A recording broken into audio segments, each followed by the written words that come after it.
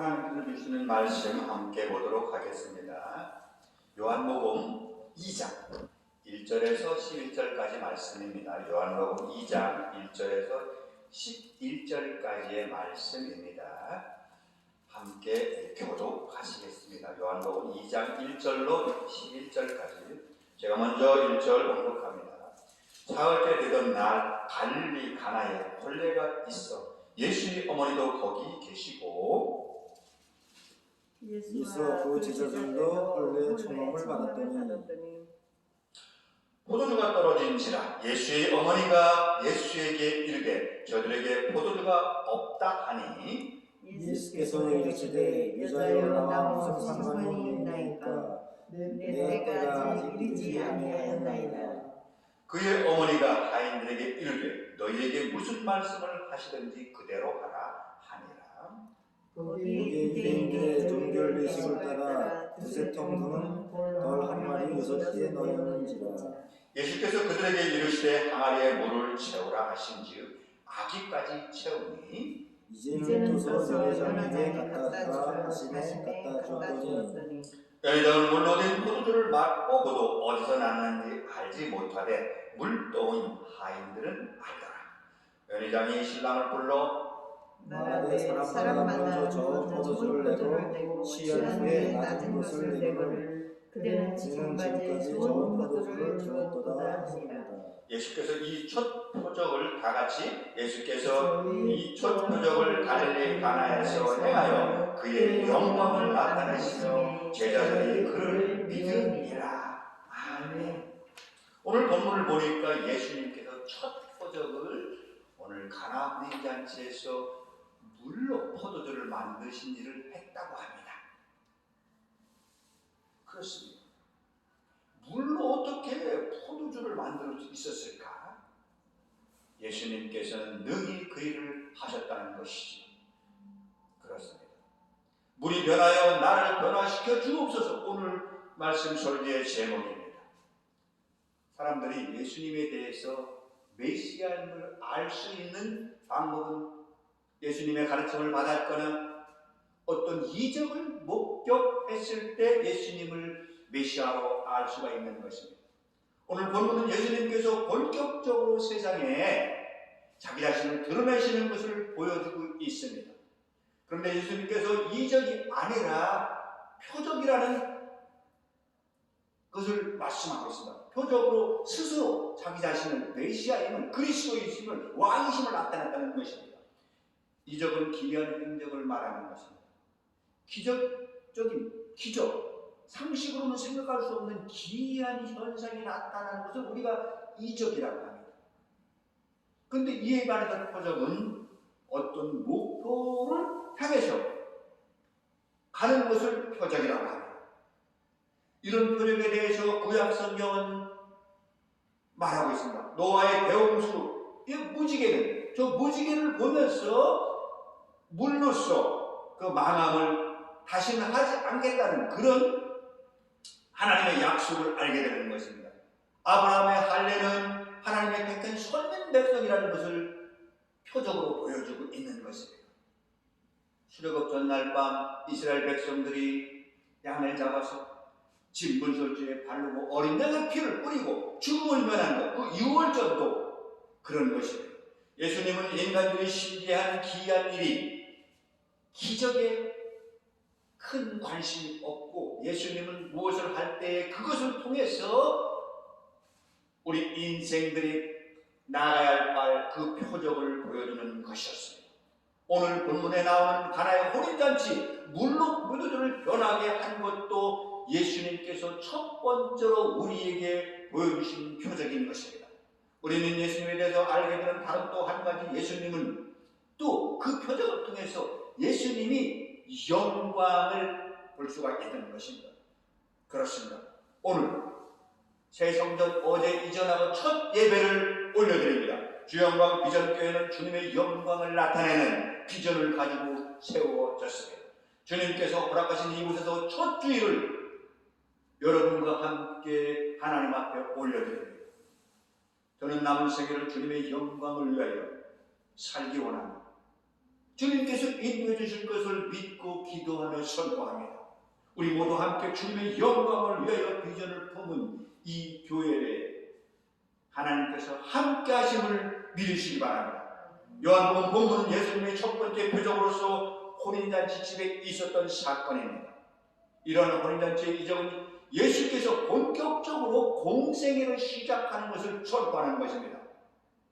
그렇습니다. 실로 물로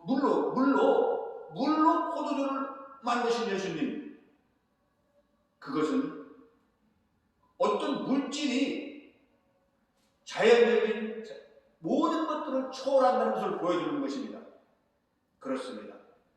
특별히 그 물 중에서도 유대인들의 정결 예식에 사용했던 그 물 항아리에 있던 물로 포도주를 만들었습니다. 그것은 깊은 의미를 가지고 있었던 것입니다. 그 정결 예식이라는 것은 그들은 나갔다가 들어올 적에 손과 발을 그 물을 떠다가 씻습니다. 그리고 방으로 들어갑니다.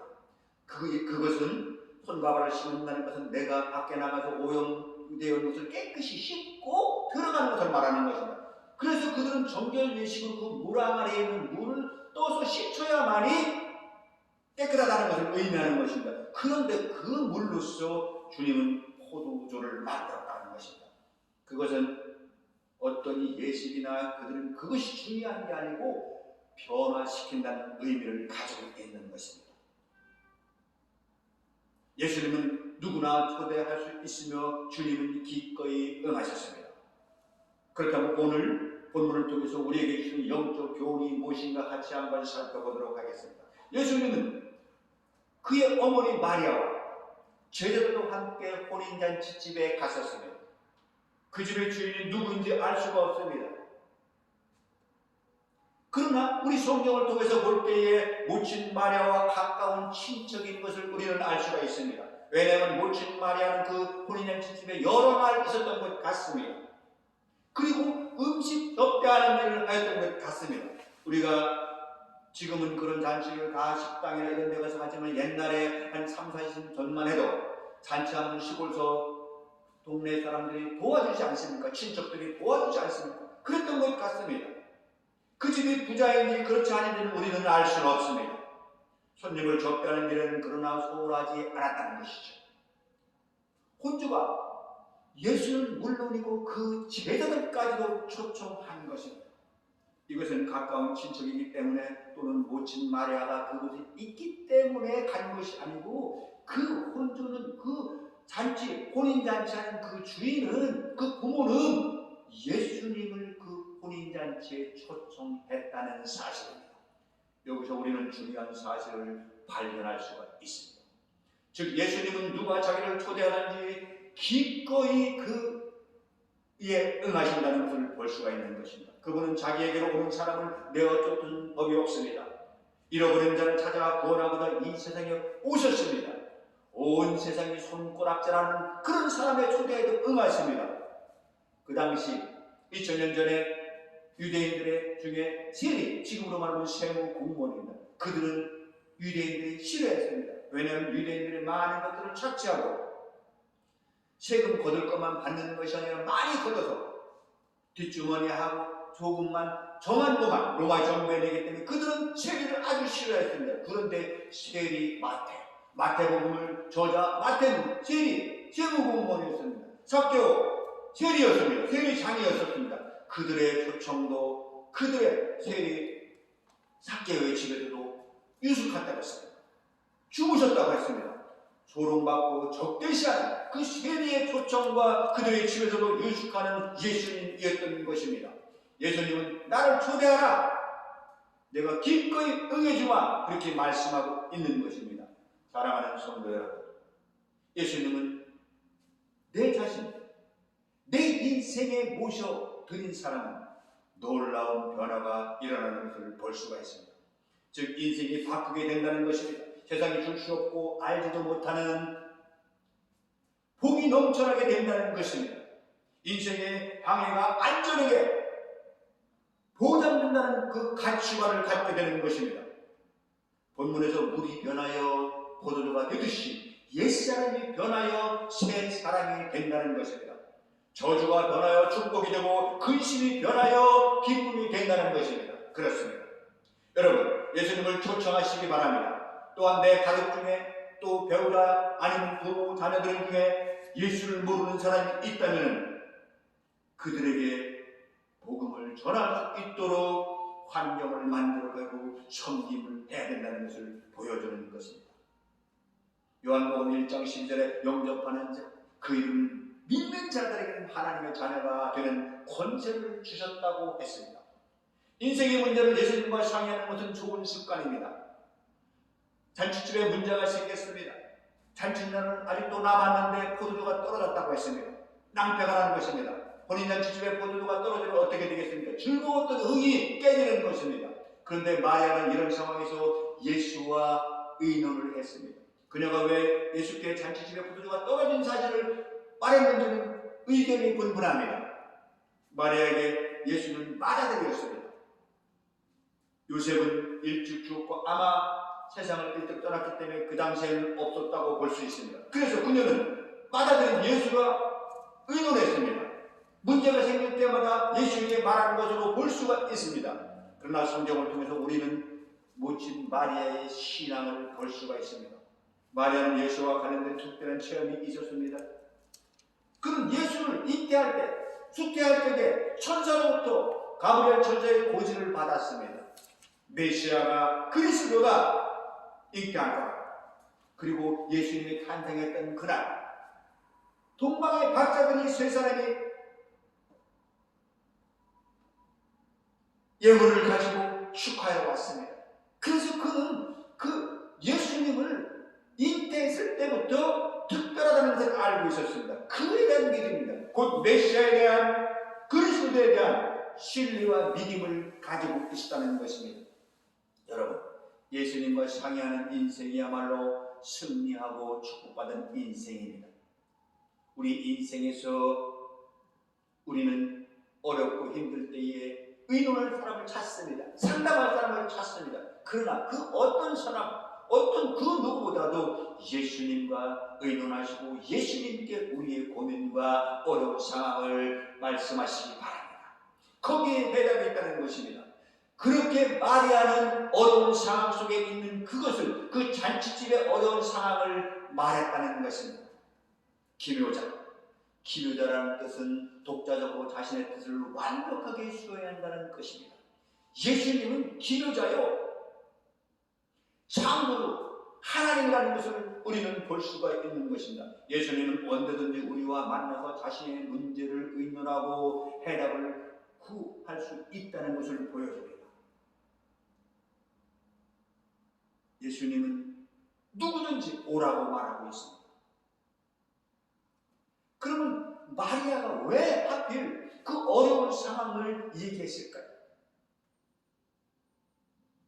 분명히 예수는 그 문제를 해결할 수 있다고 믿었던 것입니다.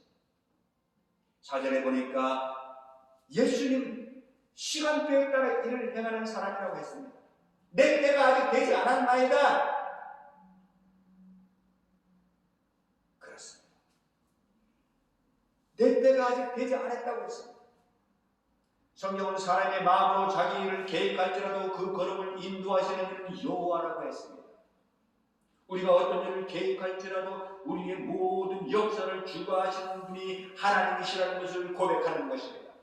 예수님조차도 내 때가 아직 되지 않았다고 말했습니다. 하나님의 때를 기다리는 지혜가 필요하다는 것입니다. 그리고 하나님의 때에 일을 해야 된다는 것을 의미합니다. 예수님이 말씀하신 어리석은 부자가 있었습니다. 그는 많은 것들을 거두 창고에다가 많이 쌓아놨습니다. 그리고 내 영혼아 즐기자 했습니다. 그러나 그날 밤에 그의 영혼을 걷어가셨습니다. 우리가 세상에서 많은 것들을 추구하며 살아갑니다. 그러나 하나님을 배제한 인생은 결국에는 실패하고 만나는 것입니다. 천하의 범사에 기한이 있고 모든 목적이 이룰 때가 있다고 했습니다. 그렇다면 문제는 어떻게 이런 시간표를 우리가 알 수가 있느냐는 것이죠. 그것이 문제이지. 여러분, 하나님께서는 이런 시간표를 알도록 성경을 통해서 방법을 제시하셨습니다. 첫째는 성경을 읽고 연구하고 성경 말씀을 배우는 것입니다. 두 번째로는 기도하는 것입니다. 하나님과 독대한 골방에서의 기도는 그것을 알 수 있다는 것입니다. 그리고 세 번째는 주의 종의 말씀을 순종하고 듣는 것입니다. 누구든지 이 세 가지를 균형 있게 잘 한다면 하나님의 정한 시간, 하나님의 시간표를 맞추어 살 수 있다는 것입니다. 여러분, 철새, 저는 어제 이사를 했습니다. 약 1년 반 정도 남양주 오남에 있었습니다. 거기에 오남 저수지가 있었습니다. 두 해 겨울을 지났습니다. 어김없이 철새들이 날아와서 있더라고요. 한 번은 올해는 조금 덜 얼었는데 작년에는 다 얼어가지고 물이 하나도 없어요. 근데 지금 오리들이 다 어디를 갔을까? 그런데 봄이 되니까 다시 날아오고 올 겨울에도 보니까 그들이 다 있더라고요. 또 지금 추우니까 어디로 가는가 가버렸더라고요. 정한 때가 되면 그들은 다 철새들은 날아옵니다. 또 정한 때가 되면 또 날아갑니다. 누가 시키지도 않았는데 이것이 하나님의 정한 시간표라는 것입니다. 사랑하는 성도 여러분, 지금 해야 할 일을 미루고 있지는 않으신가요? 또는 아직 기다려야 할 때인데 내가 먼저 조급해가지고 서둘러고 있지는 않으십니까? 우리는 자기 자신을 살피고 부단히 주님께 질문하고 주님의 응답을 받는 삶을 살아야 된다는 것입니다. 파종할 때가 있고 추수할 때가 있다는 것입니다. 그렇습니다. 너는 청년일 때 곧 곤고한 날이 이르기 전에 아무 낙이 없다고 해가 가깝기 전에 너의 창조주를 기억하라고 말씀합니다. 그렇습니다. 마리아가 예수께 포도주가 떨어졌다고 말했을 때 어머니 왜 저에게 이런 말 부탁을 하십니까? 저희 때가 아직 오지 않았습니다 라고 세번역 성경에 기록합니다. 지금 우리가 읽었던 개역개정에는 어머니한테 참 매몰찬 말을 하는 것 같습니다. 세 번역을 읽어보니까 어머니 왜 저에게 이런 부탁을 하십니까? 아직 제 때가 오지 않았습니다 라고 이렇게 표현하고 있습니다. 어찌 보면 매몰차다고 느낄 수도 있지만 사실상 예수는 잔치집에 초청되어 왔지만 포도주 떨어짐과 아무 관계가 없는 것입니다. 그리고 주님의 사역은 곧 죄인을 구원하는 것과도 상관이 없는 일입니다. 그런데 왜 모친 마리아는 예수님과 이 말씀을 했을까요? 그것은 그의 성품을 알고 있다는 것입니다. 분명히 어려운 곤기에 처한 이 잔치집의 상황을 예수는 그냥 지나치지 않고 도와주실 거라는 믿음을 가졌다는 것입니다. 중요한 것은 그 마리아의 믿음이었습니다. 그리고 예수님은 결국에는 하인들에게 물 항아리에 물을 갖다 부으라고 했습니다. 그리고 그것이 순종하는 그들을 통해서 포도주로 변하는 역사를 보게 되는 것입니다. 오늘 우리는 주영광 비전교회에서 예배를 첫 예배를 드리고 있습니다. 함께할 동역자 우리 손영훈 목사님 또 우리 신길육 우리 앞으로 장래의 미래의 장로님 되실 우리 또 우리 원양순 사모 적은 무리인 것 같지만 이곳에 주님의 영광을 통해서 주님의 영광을 바라보며 주님의 머리가 되시고 우리는 지체인 이 주영광 비전교회에서 함께 예배하고 있는 것입니다. 로드 글로리 비전 처치 그렇습니다. 주님의 영광을 위해서 살아가는 우리 모두가 되시기를 예수 그리스도의 이름으로 축원을 드립니다. 예수님의 말씀은 사람들의 넘나볼 수 없는 권능과 능력을 가지고 있었습니다. 하인들이 물 항아리에 갖다가 물 붓고 물을 떠다가 연회장 그 잔치를 주관하는 어른한테 갖다 주라고 아니 무슨 물을 떠다가 포도주가 떨어졌는데 갖다 주라고 하냐고 하인들은 말 안 들을 수도 있습니다. 무슨 소리야? 그런데 예수님의 말씀의 권위가 있기 때문에 하인들은 그 말씀의 명령에 순종할 수밖에 없었다는 것입니다. 그냥 웬만한 사람 같았으면 그 말에 따르지 않았을 겁니다. 그러나 예수님의 말씀은 권위가 있었다는 것입니다. 더러운 귀신도 두려워서 떨었습니다. 예수님은 갈릴리 촌동네에 사는 그 요셉 목수의 아들이었습니다. 그러나 예수님의 말씀에 권세와 권능이 있었기 때문에 귀신들은 그것을 알아보고 떨고 있었습니다. 예수님은 하나님의 본체이셨습니다. 그리고 그 말씀에 권세가 있었다는 것을 우리는 성경을 통해서 깨닫게 됩니다. 소크라테스, 석가, 이 아래층에는 사찰이 있습니다. 공자, 모하메드, 그 밖에 어떤 종교, 어떤 유명한 사람의 말일지라도 기독교와는 그래서 차별이 되는 것입니다.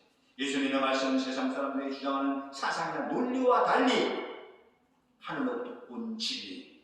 그러면 우리가 무조건 믿고 따라야 되는 것입니다. 그렇습니다. 마지막으로 성도가 하나님께 구하여 받는 것은 언제나 가장 귀한 것입니다. 10절에 물로 만든 포도주를 연회장에 갖다 주라고 했습니다.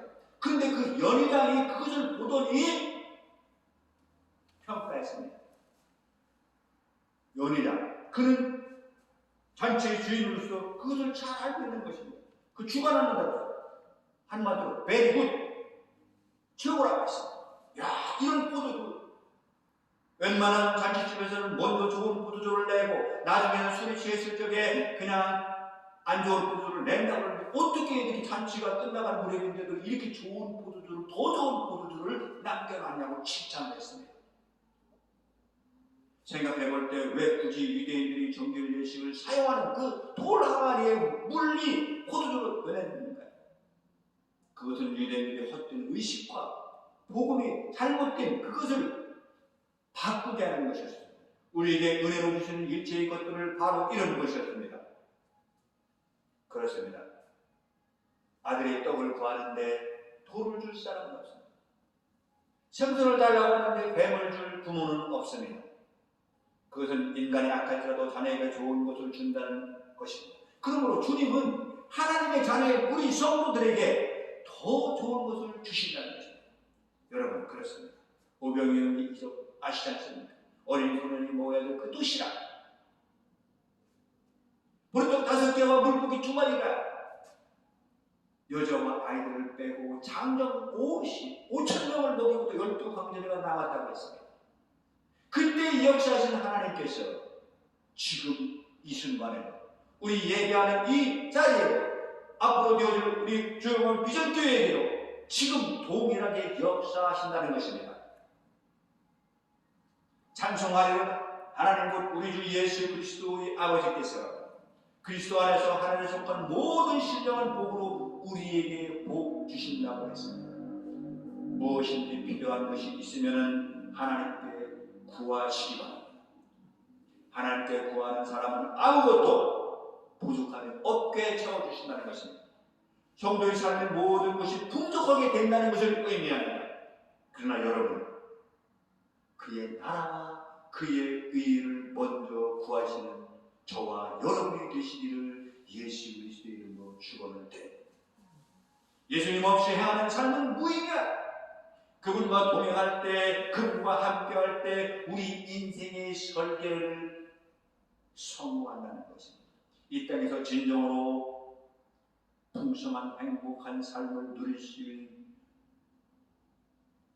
주 영광 비전교회 모든 성도님들이 되시기를 예수 그리스도의 이름으로 축원합니다. 기도합니다. 사랑의 하나님 감사합니다. 물이 변하여 포도주가 된 것처럼 우리가 이 땅에서 새로운 변화된 삶을 살아가도록 인도해 주옵소서. 주영광 비전교회를 하나님 통하여서 주변의 많은 실족한 영혼들을 하나님 찾으시는 영혼들을 주님 앞에 인도하는 그런 교회가 되게 하여 주옵소서. 함께 하실 주님을 찬양하며 예수님 이름으로 감사드리며 기도하옵나이다. 아멘. 찬송가 325장 함께 부르겠습니다. 325장